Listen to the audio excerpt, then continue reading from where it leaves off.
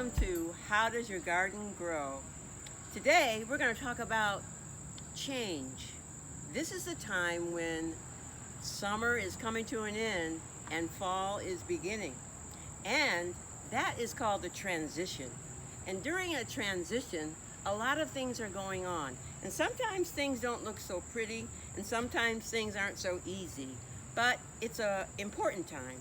So the summer foods are being harvested or have been harvested, and we're getting ready to plant the fall foods. I've even planted some fall foods in the garden already, but we're not quite finished. So we're going to plant a little bit today, show you one or two things that have been planted, and also I want you to see the summer fruits.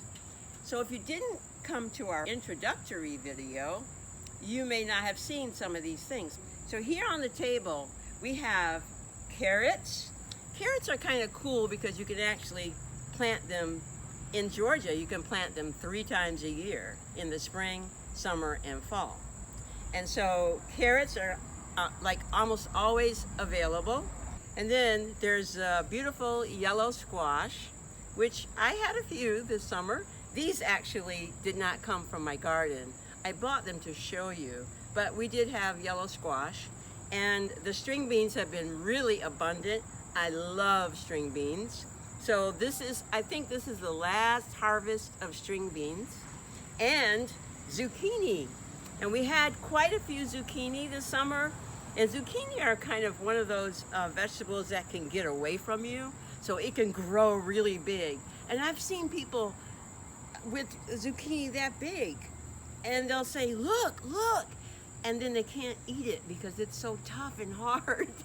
And so it's very important to watch your garden, to go out every day, because sometimes if you have a good rain for a few days and lots of sun, things grow so fast you'll be amazed. And that's what happens to zucchini and even string beans. Sometimes I'll come out and, well, I think there's only a few string beans to harvest, and there's 25 string beans. Like right now, I had no idea there were so many string beans. So sometimes growth happens very quickly in the summer. Also, of course, tomatoes. I didn't grow any this summer. I'm not a big tomato eater, but a lot of people love growing tomatoes in the summertime. So I put some on the table just because they're so popular. All right, so now, as we move away from these foods, we move into the fall foods. So guess what they are? I wonder if you know. One of the fall foods and spring foods is something you might like a lot, I do, is peas. So peas are good these are foods that are good in cooler weather. So peas are great in cool weather. All the greens, kale and collards and cabbage, all of those are wonderful in the spring and in the fall. And collard greens, actually, they're really hardy, and you can actually grow them all winter long. You can go out and dust the snow off, and they're fine. Collard greens are amazing. So these are really cool, and these seeds right here, these are called, well, the nickname is Dinosaur Kale, yeah, or lacinato. Dinosaur Kale, and you'll see that they're very, very bumpy, like a dinosaur skin. And these seeds are part of our beginner's garden kit, so you can get dinosaur kale in our kit, and as well as peas.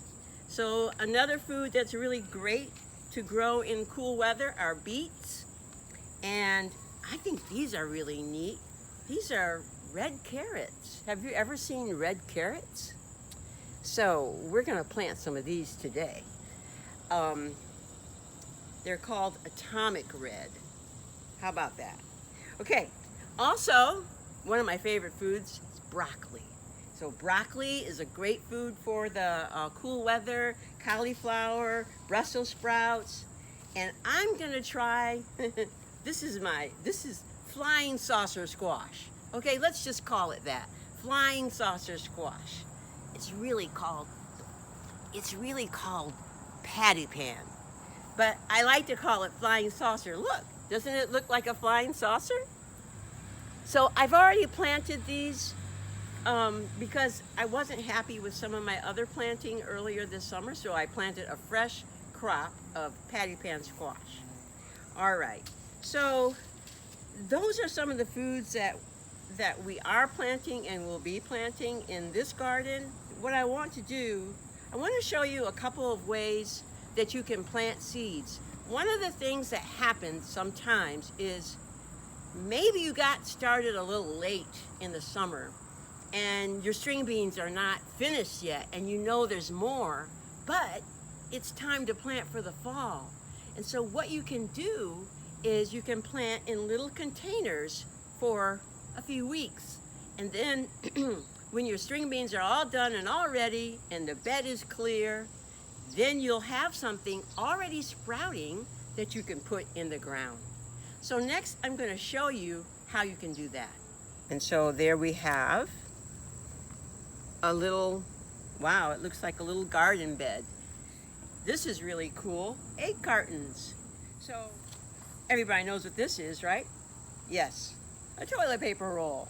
A toilet paper roll. So what we have here is called seed tape. Seed tape.